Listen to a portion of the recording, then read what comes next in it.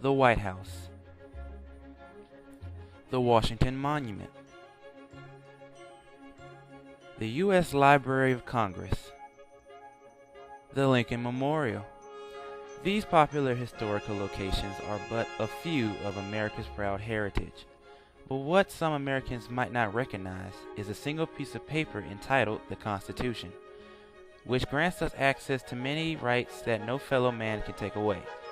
Get comfortable as we dive headfirst into some of the amazing amendments that make up the Constitution and our duty as citizens to amend them in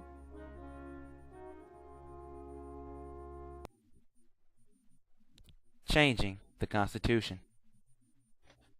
Dance to amendment number 2, killing communism like a poisonous mushroom. Barely right to keep and bear weaponry, but do this as a kid, misdemeanor or a felony. Gun control will be a hot button issue across the country this week. Vice President Joe Biden is expected to send President Obama a list of recommendations for combating gun violence. But any crackdown on guns is expected to face resistance in Congress. The National Rifle Association says the powerful gun lobby has enough support in Congress to block a possible ban on assault weapons. We have to come to really reasonable solutions around gun violence. The rally called Stand Up Washington is calling for a state ban on semi-automatic weapons and stricter gun laws. We saw the tragedy 1 month ago in Connecticut. We had the tragedy at Cafe Racer.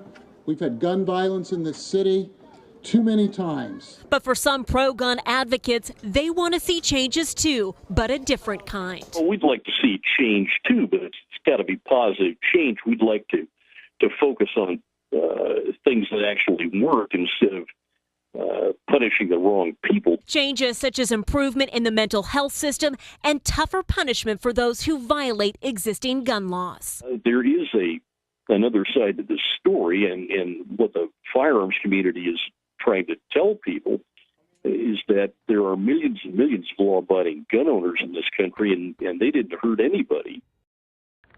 I'm Brian Jones, media specialist at Charles Drew High School. Okay, Mr. Jones, how do you feel about Americans owning an absurd amount of guns in their household? Well, of course, absurd already says that it's crazy.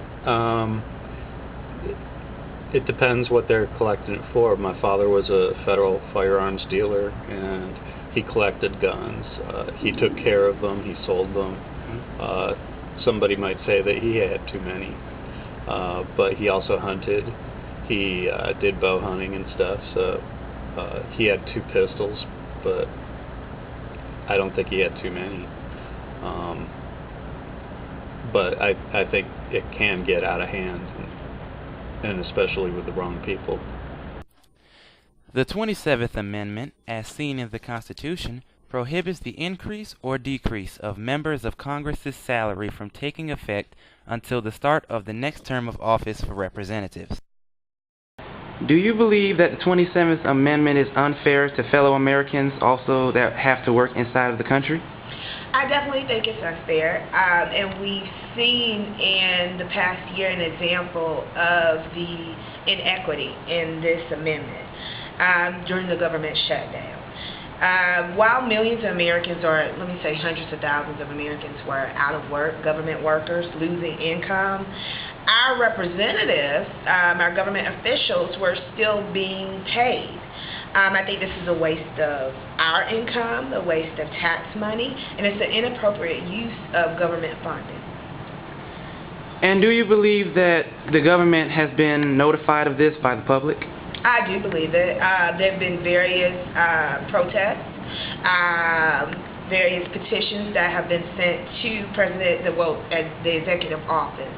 And I actually signed the petition, actually sent the email along with it, in favor of not paying government officials when something like a government shutdown occurs, especially if government workers, our fellow countrymen and women, are losing income. And do you feel that this amendment will ever be changed or amended in the future? Well, the U.S. Constitution is amendable.